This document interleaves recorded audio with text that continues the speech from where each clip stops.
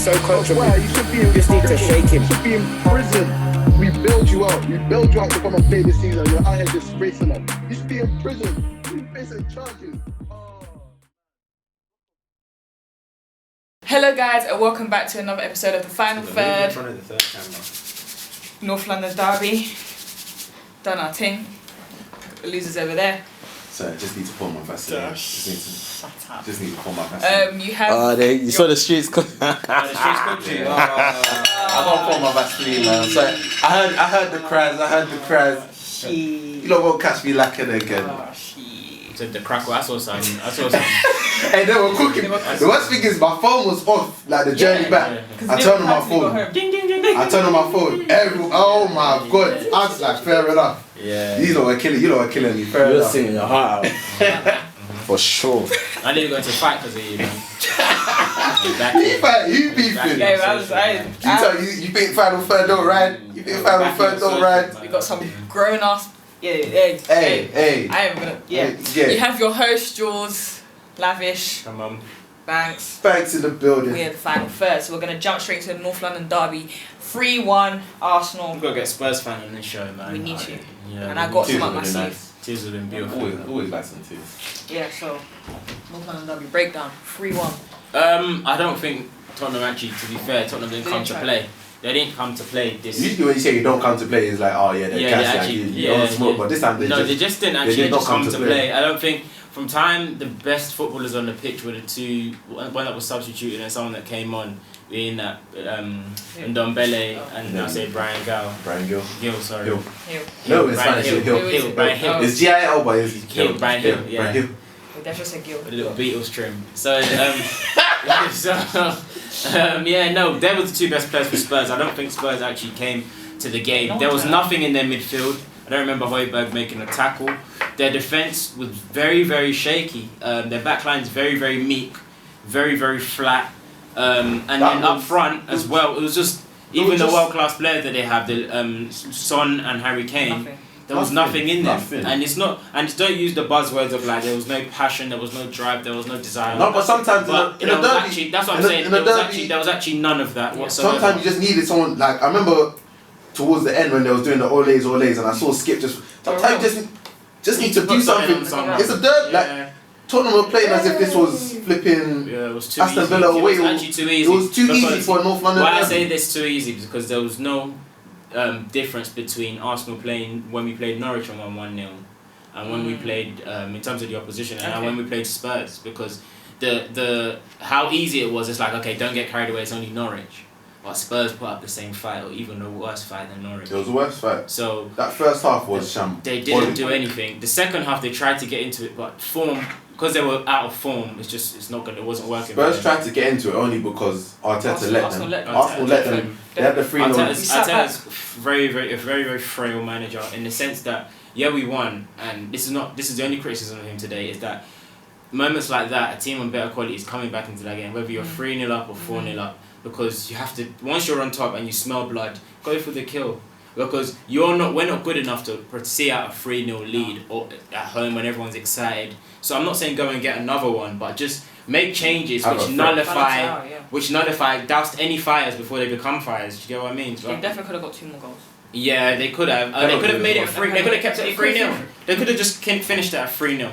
I'm not saying go get more. I'm just saying control the game. I think that first half performance from Tottenham needs to be talked about a bit more before we move on from it, because again, like, even from when they started, we talk about the midfield. Who started? It was Dele Alli, Ndombele, and then Højbjerg. You talk about the lack of presence from that midfield. I think to Smith Rowe's goal, and he literally was like, at the end of the match, I was looking back at the goal, like trying to, because even during the match, I was trying to see he was tracking him because he was just free in the box for that on first goal. From probably the centre circle to when he makes his way to the edge of the box, he just was not tracked at all. No, literally. You see Højbjerg and Ndombele jogging back. Like, Ndombele, you know you're not going to get high work rate from him. Højbjerg, you don't have any other skill sets to bring apart from really being high. Like, you need to do that if you're showing your worth on this team. And I see him jogging back for that goal. And then Smith Rowe is just free in the centre, and it's just like, that midfield is just so, and you saw it when they broke them open for, I think it was the second goal as well. when it was literally touch, and then Saka's through. And it's just like, there's no presence in this midfield. Like, how do you come to a derby and the midfield is literally an open space? Empty. And why it looks worse? If 2-3 passes can block open your midfield. 2, not 3. Two. Literally one touch, boom. That's it.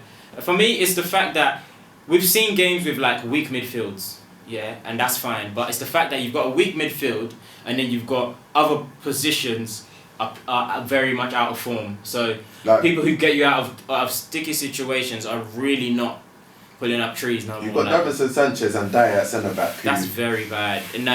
And the thing is, Davinson Sanchez, he's regressed. 100. Yeah. He's regressed because he was better when he first came. His first season was good. His second season was and it's just getting worse. It's funny because first season we all saw like he was just athletic. He was athletic but rash. I saw bare guys blowing past him today. Yeah. Like he doesn't even have that athletic. So you've lost that. You've lost that. You're still rash. Because he looked a little bit more calculated even when he was rash when he first came because he had maybe senior players around him maybe. But now like he's the senior guy, like him and Dyer, you can't really say that Dyer should be leading the like because Dyer's just not good enough. Like, and Sanchez is more experienced in that position because it's his main position and he's not good enough. Experienced international defender. So maybe once Romeo comes in. I don't know, was Romero injured? Was he on the bench? Yeah, he should be on the bench. Like I was surprised he got some minutes after the whole Argentina. Yeah, that's what I'm saying. I was surprised. Unless he was injured, I'm surprised he didn't start. But yeah, Sanchez. Arsenal love. Should we give Arsenal some love? Oh yeah, 100. Arsenal love. Give Arteta. No, let me start. Let me start from the bottom. I'll start from the bottom. Arteta did very set them up well today. In terms of aside the lineup, in terms of spirit, if that sounds a bit more cliche, but in terms of like the mentality going into this, like starting fast and maintaining. Arteta knows what it means to play. No, stop. In terms of Arteta knows what it means to play starting fast. I'm sorry. In terms of starting fast, Arsenal legend. Stop saying he's an Arsenal legend. I'm sure he's not an Arsenal legend. He's played in numerous North London derbies. He knows what it means. He's not an Arsenal legend. He knows what it means to play in back, and he made sure. He's not an Arsenal legend. He made sure the players understood the severity and the importance of this game. He made sure Henry was in the stands to further motivate the players. Like I can't lie, this was a masterclass from Arteta. Yeah? It's a masterclass from Arteta. We're talking about Man United later anyway. It's an absolute masterclass from Arteta. Xhaka played well. Xhaka played very well. That second goal. Yeah, Xhaka played very well. He played very well, and it was a big decision for Arteta to bring him into the. It wasn't a big decision. It was always bringing him back. To bring him into the fold. That's his soldier. To bring him into the fold. It's not a big decision. It's not a big decision. Gabriel played well. Tomiyasu played well, I guess. And then going forward, the kids as always. Give Ben White some love. That's Arteta's big man. You don't want to give Ben White some love. He didn't play well, but he didn't. No, he didn't. Could have gave away a penalty. He had up Harry. Had up Harry. But that's Barry Kane. That's not Harry Kane. Yeah, that's Barry. Had up Barry. That's Barry. Had up Barry. The kids up top did very well. Amazing. So the Smith and Bukayo Saka played very well. Julie, they're saying the team finally functioned and Pepe was out. Is that? Don't do that. I'm basically quoting what Shem said, isn't it? This is not coming from me because you know. I don't know who said it. I don't know who said it. I don't know who said it. But it wasn't me. I agree. Who said that? Who said that? The kids played very well today, and goal and assist for Bukayo, goal for Smith Rowe, and Aubameyang finally good to get him on the score sheet. But this is very good for Arsenal in the sense that I'm just happy you're accumulating some points. It's 3 wins on the bounce. Only 5 points away from the top, by the way. Obviously, 3 it's 6 games. 3 losses. You don't like when I point out things. 3 losses, 3 wins, and it's meaty season so far. But hey, 5 points away from the top. Meaty season so far. Go on. You don't give Arteta his flowers enough. For what? He's 5 points Brighton away. next. Let's He's go. 5 points away next from the game. top. Next game, Brighton. Let's go. This is the Guendouzi derby. I've been saying it all along. Neil Mopa, you're a cheat. Wait. First, Black Lives Matter. Secondly, no more paying. You're a cheat. Brighton next week. Let's go. Neil Mopa, you're a cheat. This is where we avenge Guendouzi. Chelsea City. Too cool. We have Jorginho in the 6, and then we have Havertz who drops back into the midfield, and then Mount can play as the second striker. This is Tuchel ball in full effect. Hey, when I tell you that video has been killing me all week. All week. I'm just waiting. That's how you know he doesn't go to a black club, because he runs into a black club and watches football and he tries to say, I know what you're talking about, you're just moving Nike. Yeah, quick. Just quick. He did it to the girls and, huh? What are you talking about? Oh, you talking about basketball? Right now. What? Imagine doing that at DLT. Imagine doing that at recess. They throw you out. Yeah, they left early. City excellence or Chelsea were just poor? Chelsea, considering the games they played against City last season, where they dominated, like they didn't just beat them. For most matches, they played better than City. This was a really negative, like backwards performance. From watching it back, like it was a very wow. Like I didn't think you were scared of City this much. Like a lot of what they were doing to start the season, people talk about Tuchel being a defensive coach and like three at the back and all, but a lot of the time they have trust in themselves to play out positions and create chances that way. They're going to take it in tight positions and pass and try and create opportunity from that. But here they were nervous, like sitting back. I think possession was what, 65% or 70% City at home. Like it just felt very like you're scared of City to this extent when you've beat them like 3 times. I think Tuchel got it wrong this time. He hasn't got it wrong a lot of times since he came. But this time it just felt like so, like you can be like you can do the counter-attacking thing, but you play who was it? Jorginho, Kante and Kovacic in midfield, Werner, Lukaku. It was essentially just Werner and Lukaku up top by themselves. It was a disconnect. I see what you tried to do. You tried to do stretch their back line, go with the pace thing, catch them on the counter, so Werner can keep up with the play. But I'm not really a fan of Mount, but what he brings kind of is the link, and it's just like the auxiliary, I hate that word, but the auxiliariness of like his play, and it's just quite unpredictable. And Havertz does it to a better effect when it works. It looks a lot more cuter when you can't pick up that. I guess, I guess but he picks up pockets of spaces where like if you're going to pick him up, you're just out of position. So and that works well in an offensive game, but I don't know what I would have done differently. Honestly, I just feel like when it comes down to it, Man City were better than Chelsea. I think Tuchel looks back at that game, and he'll want his players to have been brave. I don't know if it was instructions or the occasion, but he would have wanted that Chelsea team to be braver on the ball. He would have wanted them to try something. Yeah, but I just feel again. I think it's about them. Looking back, Tuchel's team selection would have played a part. Kante, Jorginho and Kovacic in the same midfield. For me though, like, where Tuchel went wrong is not the team he started with, it's the team normally he gets the in-game management very, very well. But it's the fact he took N'Golo off, and obviously yes, don't say so. But the fact he took Kante off, I think he should have took Kovacic off. I think he should have taken Kovacic off and then kept Kante and Jorginho in two in midfield, and then bring more of an, maybe if it's Havertz, if it's Mount. I think he must have seen the way City were dominating possession, and I guess he wanted, if he's going to go to 2 in the midfield, he wants 2 players that can keep the ball a bit better. I'm not necessarily, I agree in terms of if you're going to go 2 in midfield, I'd rather be focusing on winning the ball back higher up. Kante we know can bring that to the table. That's what I'd be focusing on in terms of trying to put the press on City. There's no 2 you can have that's going to be able to keep the ball better than City. That's what, but I feel like throw that in the bin. I feel like that's what he was looking at in terms of trying to keep Kovacic and Jorginho on the pitch. He was looking for ball retention instead. But I would have went the way of you're always gonna lose that game no matter who you play. Keep Kante on the pitch, try and press them higher. You're gonna concede gaps and whatnot, and see could counter. But you're down. You've been poor already. Like for me, that's the way I would have went. But yeah, Tuchel is gonna look back on this game and think.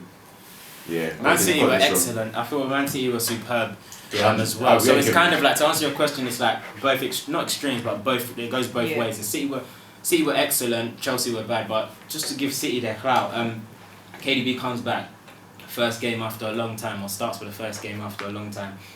I feel like he was good. He was very, very good. In terms of, we know with the tempo, when KDB's on form, the way he increases the tempo of the game and he makes defenders think on their feet, and even the players he's playing with, your touch has to be crisp because he's going to the way he spams that pass into you, the ball has to die. But I feel like everybody was up. He was dictating the tempo of City's attacks, and I feel like Bernardo Silva was exquisite. He was special. Bernardo Silva was good. He was different. It was different gravy that match. It was Instead of midfield, Bernardo Silva, different gravy. I think his days on the wing are done. Like because they're putting Jesus on the wing now. Naturally, they're putting Jesus on the wing now. So it's like there's no point in him playing, and he can play that role well. I see Foden. Like, you see the passing, the carrying of the ball that he can do in that midfield. Different gravy. Foden's got some game time now, and it's good to see him on the pitch. He was okay. He was decent. Sterling came into it as well. Jack Grealish was good as well. I feel like City's got so many pieces, but the problem is like, and there was no problem this game if I'm being honest, but the problem would be in the future. Obviously, the striker question mark. They still have that there, but it's like when the going gets tough, you've got so many competent and good players that if they're in other teams, they're who you look at. In the team of this, do they do it as a team when they need a goal, or one player put the team on their back and be like? Because more often than not, no matter how good the team is, one player always has to do that. One player has to be a game winner for them. The virtuoso. Like you need, like throughout the season, you'll need that one person when you're playing badly. That person to come up, and Jack Grealish was that guy numerous times for Villa, and. But the money doesn't make you that guy. That's what money doesn't make you that guy. The money to transfer doesn't make you that guy. The performances do that. And I feel like you can't be that. You can't decide to be that guy. You can't force it. Your team kind of makes you that guy because when the going gets tough, it's who they keep passing the ball to, who they're kind of looking to, and normally it's KDB or Aguero, and then it was Sterling as well for a little bit as well. But I'm saying like it happens on form, it happens on who's playing the best right now and who the players trust the most. 100. I'm interested to see who becomes that player for City, or if it's like. It's never just one player. It's like the team. Because that's what's happening with City recently. They'll win 5-0, 5 different goal scorers. Yeah, fair. Do you know what I mean? So it's interesting, but City's back in the running. You see Chelsea were clear favourites. No, but what I'm saying is, see how Chelsea were clear favourites last week. They weren't clear favourites. Chelsea beat Spurs, and then the odds changed. Don't look at the odds. The odds changed. The odds changed. The odds changed. Don't look at the odds. Chelsea was the odds changed. The odds changed. I'm a betting man. The odds changed. The odds changed. So you know what I'm saying. So now. See, as I always say, I'm never too excited when City drop points early because. Well, you said that stuff. Because they're gonna figure out what they need to do. They're gonna figure out what they need to do, and there's still gonna be bumps along the way for them, but they'll be in the story towards the end of the season, no doubt. Moving on to United versus Aston Villa. Woo! The part we've all been waiting for. Oh. Tears. Oh no! First and foremost, I'll put the link there. If you haven't seen, so what we did was the team sent Banks. We got him a ticket. Got a ticket, off you go. We put him on a Virgin train, sent him to Old Trafford. You know, see the vlog coming out probably Monday. And then the vlog's coming out, so the link will be somewhere in the video. And also, if you want to get a quick reaction to like a quick preview of what the vlog's gonna be like, I'll put the link of the tweet there as well. It's done several numbers, but.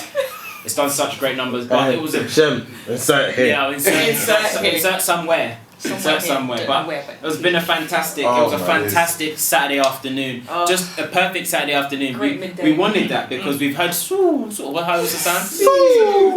We've been hearing that rubbish for the last 3 or 4 weeks, and it's been beautiful. Young Boys set the tone, and Villa carried it on.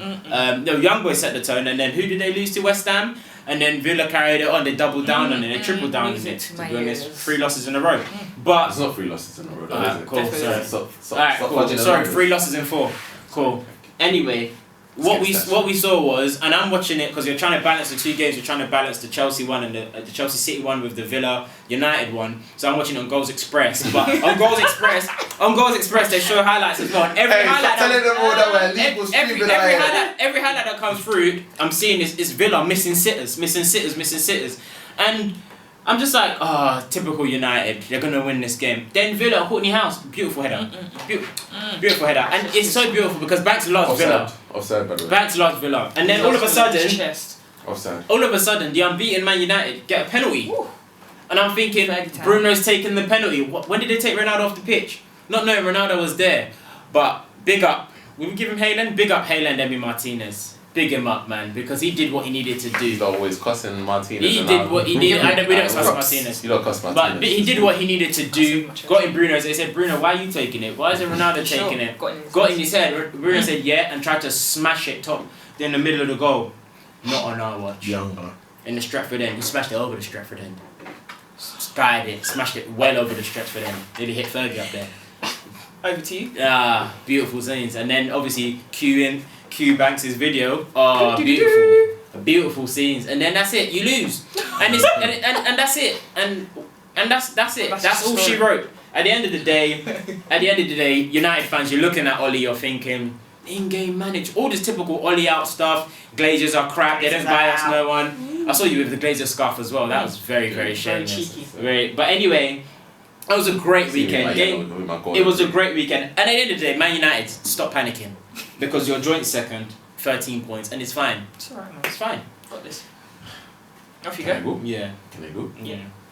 First off, I just want to say, big up, hey, One Dinero, Timmy, for getting us the tickets. It's great seats, and atmosphere, Old Trafford, Shepford had never stopped singing, go love that, and it's just a great trip. Just Manchester. Stop singing after that penalty. Manchester's a lovely city. It's a lovely city.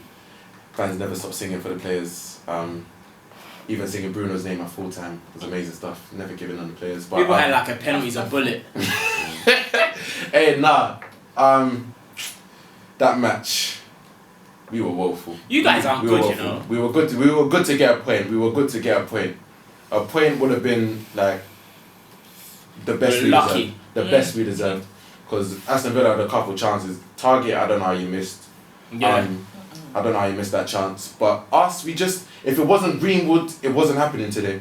And even Greenwood, he was a bit off colour in terms of his decision making. Like he had a couple situations where if he puts his laces through, I imagine that's going in. But he side foots a couple and it easy saves for the keeper. But if it wasn't Greenwood, it wasn't happening. There was no service to Ronaldo yesterday. Midfield, oh my God, seeing Wan-Bissaka and McTominay play on the same side in like 4K, it's an experience still. It's an experience. There was one time, right hand corner, these lot were trying to do 1-1-2, it didn't work out. Greenwood saves the ball, gives it back to them, and they still manage to mess it up and it goes out for a goal kick. That midfield of McTominay and Fred, I want people to stop saying, oh, Ole needs new midfielders before he can really be judged. He's decided on it's been 5 transfer windows now and he's decided not to upgrade on McTominay and Fred. It's not even like they're like old washed out players that used to be wavy. No. Like, you know, it can be hard to get old good names out of your team. Like, these are McTominay and Fred who came from nothing and they're still here. These are Ole's guys. So stop saying when we see these midfield performances from Ole and Fred, not Ole and Fred, McTominay and Fred, let's stop acting as if Ole's being hindered or like he's got his hand tied behind his back. This is his decision. He chose this. He chose this lifestyle. Pogba sloppy yesterday. Like, you know the performances from Pogba where he's taking too many touches, losing the ball into the air. It was one of those performances. Like, we don't like those performances from Pogba. Rafa ran in person, imperious. What? Clean. Just clean. In terms of winning his headers, doing his ground jewels, wins it all. Maguire and Shaw, hey, you're lucky you both came off injured. If you stayed that whole 90 minutes, I told you Shaw's not good. Stop. mean, A lot of the English players have had a Whoa! They didn't even win. cut the cameras. They didn't even win. They went What to about the Went to the Italians? finals. The Italians been playing well. Cut the cameras. Went to the final. Bakayo's fine. But Kyle's fine. Yeah. Is he? Goal and assist. Today? Yeah. Today? We're talking about What today. happened before? We're talking about today. What happened before? I'm saying a lot of the English players have started slowly. Nah, they're alright. They're alright. Is that what you said? It's only Calvin Phillips that started well. Only Calvin Phillips. Maybe Declan Rice as well. Don't many other English players that started well. Kyle Walker. He's been alright. He's been alright. Yes, he has. Yes, Kyle like, Walker's well, been fine. He's been alright. John Stones has been okay when he plays. You're just throwing out names that we're You're just throwing out names. Just throwing out names. Just said 2 City players. What's wrong with him? Just said 2 City players. I would say because they're top of the day, around top of the day. They're fine. I don't. What's your issue? What's your issue? I'm just saying. Maguire and Shaw have started the season very shakily, very very shakily. And it was reflected in the performance yesterday. Shaw shaky, Maguire shaky before they both went off with injuries. And it's just the theme, like, it's going to be the theme for the season of United. I feel like it's very much deja vu whenever we come to the studio and talk about United, where we talk about the fact that we're looking for individual brilliance once again in order to win games, in order to get ourselves back in the game. Like, We talk about Ole coaching, and it's just like you don't bring on Sancho at all when we're looking for a goal. You brought on Edison Cavani. Okay, fair enough. Who's supplying him? Pogba's on the pitch. Bruno's on the pitch. No, stop, because you've got Pogba running up and down the left Bruno wing. on the pitch. Listen, Stop, this is how. stop. You've got Pogba. This is what I don't understand. You've got so many pieces that are supposed to be solving the questions you're asking on the pitch. So you're just a very bad manager. That's it. Because when the going gets tough, we're asking questions of players who their main job, their main objective is like to answer these questions.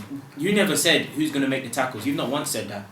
Who's going to make the tackles? Yeah, but that's what I'm saying. And that issue is we don't have a defensive midfielder that's not very good. You said so far who's going to create the chances. Everybody in that midfield, you lot strength. In a good system, everyone. So your problem is always system. your manager. I'm not denying that. I'm not denying that. It's crazy. So, oh man, good luck. That's what I'm saying. And that's what I mean when I say you lot are not good, because I feel sorry for the players. It's because it's like you're managing yourselves, and then once you lot go fire blanks, it's like you're looking around like, okay, so what system? You have no. There's no. I can't even say you have no plan B because there's no plan A. Boy, everyone get on the pitch and vibe. That's it. Literally. And that's what it's been for several years. It's been working. It's been that for and he hasn't stopped it. So until. But what is working this season? Be honest. For Ole, it's literally just been top four. No, but so this season, what is working? This season is literally just win games. That's it. So if you come fourth. No, I'm saying like so far it's worked for him in terms of like apart from what was it, Southampton before today, he won every game. In terms of it's come off for him. It's come off for him, but it's not gonna happen for our 38-game season. No, it's not. Trying to rely on individual brilliance for 38 games. It's not gonna work. But fantastic experience at Old Trafford. I'll never forget this. Neither would we. Yeah, neither would we. Fair. That image in my head right here. I'm gonna frame it in my house. You just Lastly, Brentford versus Liverpool, 3-3. Kids are going to be coming up to Banks. Do the sign. Brentford versus Liverpool was a fantastic Saturday evening game.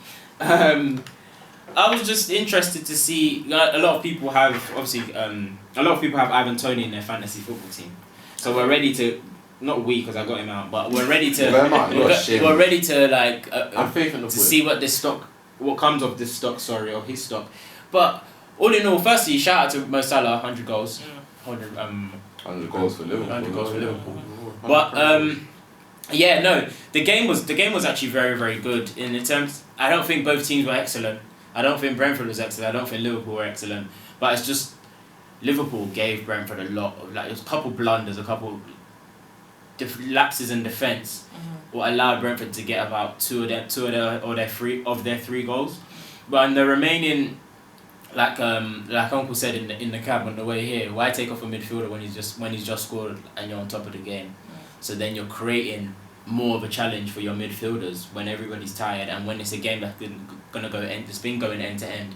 Because playing, like you said, playing a 2 really threw Liverpool off in their game. Especially as their 2 they're very physical. They're very physical and they're skillful enough, so they're not just bullies in the air and physical and aerial drills and stuff. They can play as well. But the game, all in all, Liverpool, I don't think they'll be upset.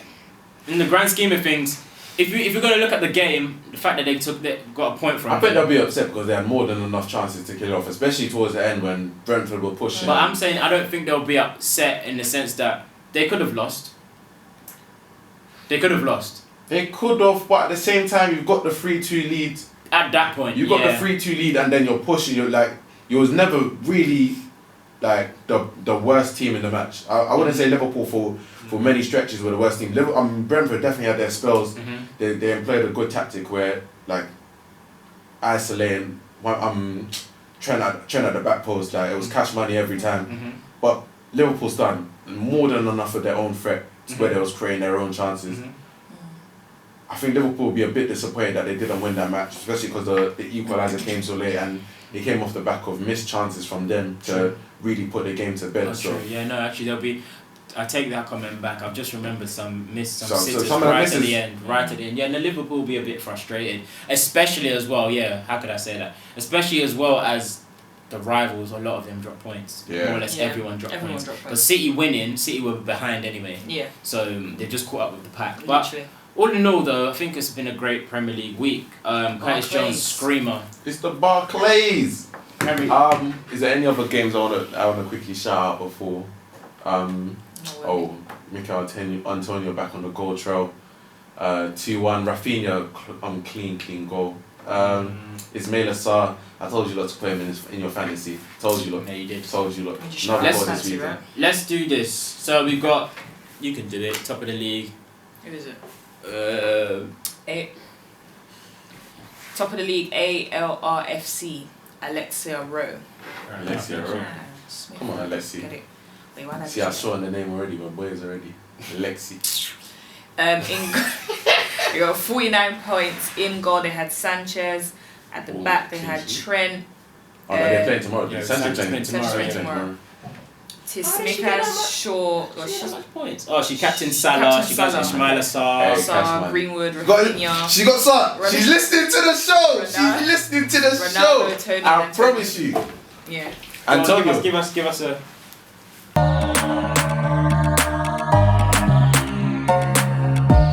You are now listening to The Final Third. I think Pepe's so coachable. Wow, you should be in just need to shake him. You should be in prison. We build you out. We build you out to come and play this season. You're out here disgracing us. You should be in prison. You facing charges.